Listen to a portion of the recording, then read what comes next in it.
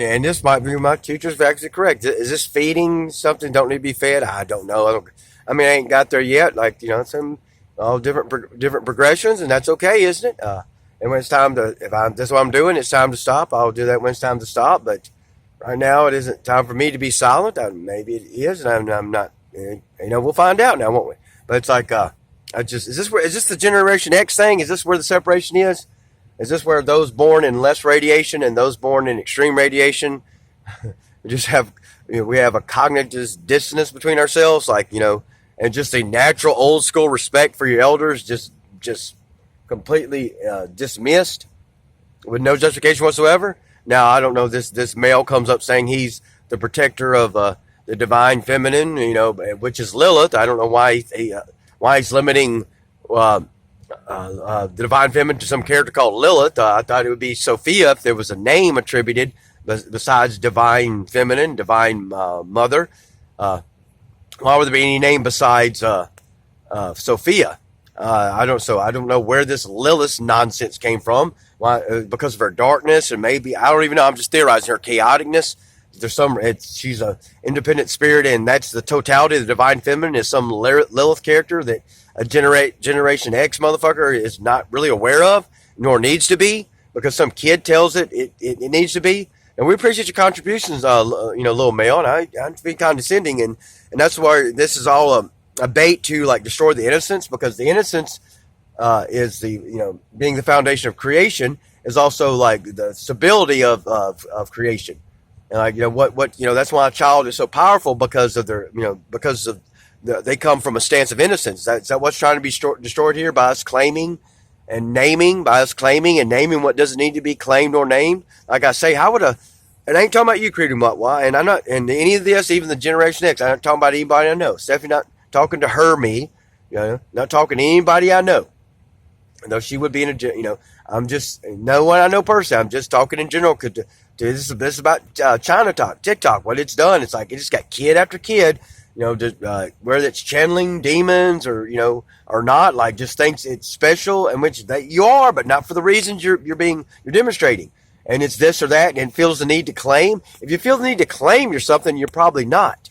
If you feel the need to actually claim you're something, you're probably not. Like I would theorize, if you would have to whatever a shaman is, a person's inherently a shaman, you'd have to be pretty much told, kicking and screaming, have beaten over his head until that person would accept some kind of designation as that, because it would defy the designation. Because I come from the stance of in this context, you are who you are, so I don't know why it should matter. You just are who you are. Why would you need identifiers to who you are? You need to be who you are and be done with it.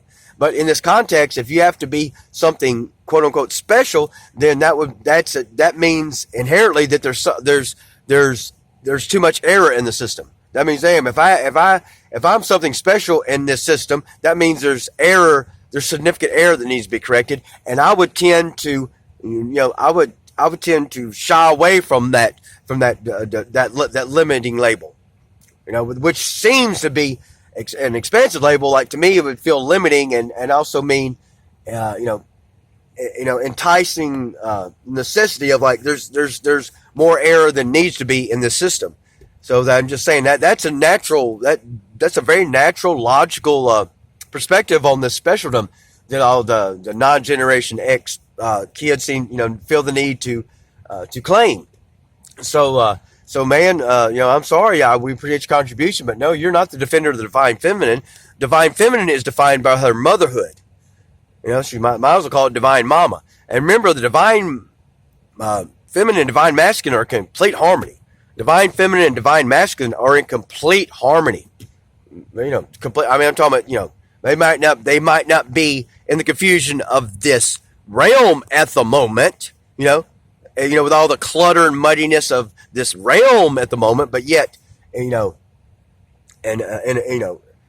they, in a vibrant, in a vibrant, copacetic per se, realm that, that is, not hindering the divine masculine and divine feminine, divine masculine in complete harmony. There's no problem. No, child, you are not the defender of the male child. You're not the defender. I don't know his name. I ain't gonna take time for that. You're of the divine feminine, and she is not limited to the character of Lilith.